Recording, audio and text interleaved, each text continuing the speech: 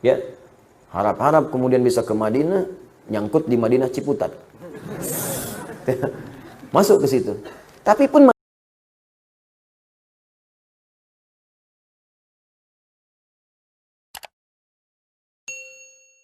Assalamualaikum warahmatullahi wabarakatuh. Semoga Allah selalu mencurahkan rahmat kepada Ustaz kita semua. Semoga Allah berikan yang lebih baik kepada Anda. Saya mau bertanya, lebih tepatnya minta sarannya. Ya, baiklah. Saya mau menjawab, lebih tepatnya memberi saran. Saya baru beberapa bulan kerja di sebuah perusahaan. Baik, di satu perusahaan. Lebih tepat, kita bekerja 8 jam, bukan kita, Anda. Anda bekerja 8 jam per hari plus 1 jam istirahat. Tapi dalam sehari, jika di total jam kerjanya cuma 4-6 jam per hari. Karena memang kerjaannya tidak banyak. Sisanya ada yang tidur, main HP, dan lain-lain. Beberapa bulan ini saya merasa risau, karena ini seperti korupsi waktu. Masya Allah. Mohon sarannya Ustadz, apakah saya harus meninggalkan pekerjaan? Karena saya takut ini akan menambah berat hisaban saya kelak di akhirat karena pekerjaan ini, dan karena saya menafkahi ibu saya dari pekerjaan ini. Mohon sarannya. Sepanjang pekerjaan itu halal, bukan pekerjaannya yang ditinggalkan, tapi kebiasaan Anda yang dirubah.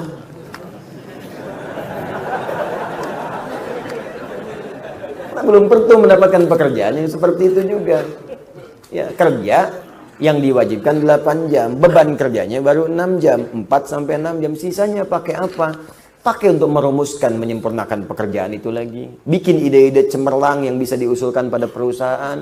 Buat ide-ide kreatif yang inovatif. Itu bahkan bisa mengangkat level Anda. Ketika Anda punya usulan, usulkan ke atas. Mungkin yang pertama belum diterima. Kedua munculkan lagi. Ketiga. Sehingga nanti supervisor melihat nih, idenya banyak nih. Nih giat nih. Itu bisa mengangkat Anda level lebih tinggi. Naiklah jadi pengawas. Kalau sudah pengawas, ya cuma ngawasin lebih sedikit lagi.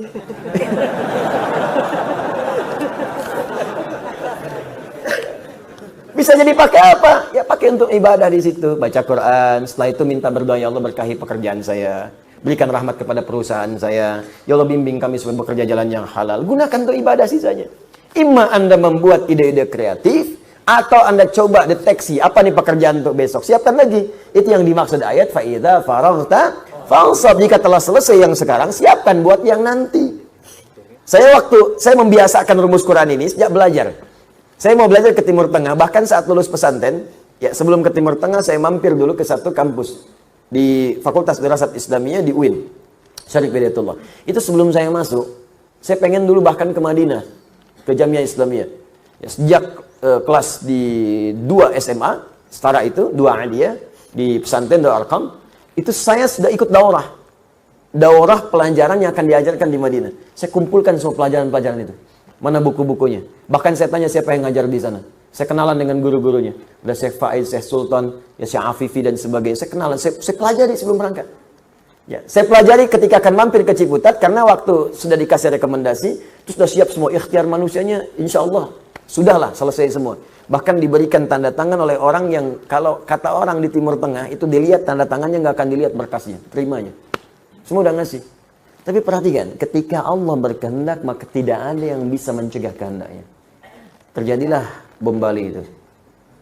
Maka dihapus kuota beasiswa pada saat itu.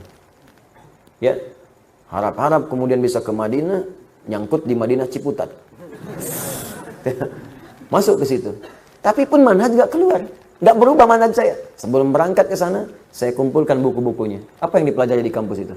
Saya senang saya milih kampus itu karena belum bisa keluar, karena tertutup semua kuota di luar itu. Saya pilih itu karena di situ yang ngajar ulama di MUI, ngajarnya pakai bahasa Arab juga. Ada yang dari Mesir, dari India, dari mana-mana itu ngajar pakai bahasa Arab. Dan kalau MUI ngajar yang dibahas fatwa-fatwa yang sedang dibahas, ya fikihnya macam-macamnya. Saya kumpulin dulu buku-bukunya sampai semua mata kuliah di awal-awal saya kumpulin. Ya saya pelajari dulu. Jadi begitu masuk udah jelas, sudah tahu. Oh ini yang mau dipelajari. Kalau sudah tahu apa yang dipelajari, sampai poin-poin ujian pun soal-soal saya kerjakan sebelum masuk. Saya udah paham, oh ini gurunya ini, kebiasaannya ini. Ini senang begini, ini senang begini. Ini senang jawaban begini. Jika kalau ada guru yang senang jawaban pendek, gak usah panjang-panjang. Panjang-panjang malah 0 nilainya. Senang pendek ya pendek, panjang ya panjang. Ya itu, kalau sudah seperti itu selesai. Apa yang saya kerjakan? Saya bisa isi waktu saya, pergi ke perpustakaan, bikin catatan, baca lagi, kembangkan lagi, nulis lagi. Kadang saya nulis sendiri, bikin soal sendiri, kerjain sendiri. Demikian, akhirnya itu yang kita isi dan selesai, manfaatnya terasa. Ya, begitu kemudian datang di pertengahan, datang undangan ke Libya, saya berangkat kemudian ke sana secara singkat, sama persis saya pelajari juga. Dan hemat waktu saya banyak, akhirnya saya bisa ke perpustakaan, saya petakan di perpustakaan, bisa menulis, bisa macam-macam, kumpulkan. Dan ternyata Allah sangat indah memberikan takdirnya. Ya, harap-harap ke satu tempat, Allah tempatkan ke tempat lain dulu untuk belajar ke tempat-tempat lain yang lebih luas.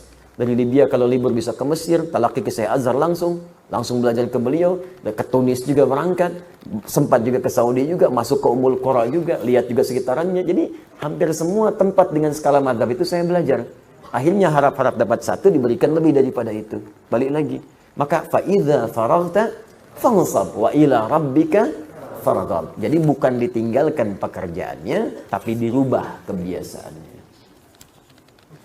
Masih ada waktu?